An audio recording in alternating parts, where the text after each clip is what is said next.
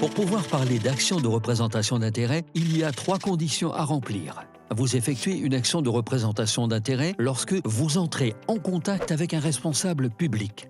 Il peut s'agir d'un ministre, d'un député, d'un membre de cabinet ou encore d'un directeur d'administration. Il peut s'agir d'une rencontre physique, d'une conversation téléphonique ou par vidéoconférence, ou de l'envoi d'un courrier ou d'un mail.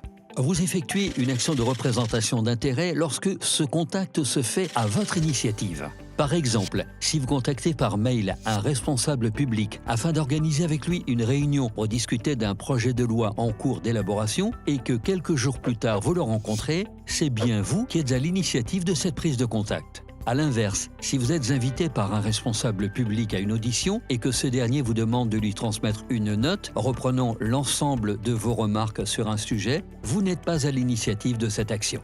Vous effectuez une action de représentation d'intérêt lorsque vous souhaitez influencer une décision, c'est-à-dire que vous essayez de faire modifier, supprimer ou adopter un projet de loi ou une réglementation.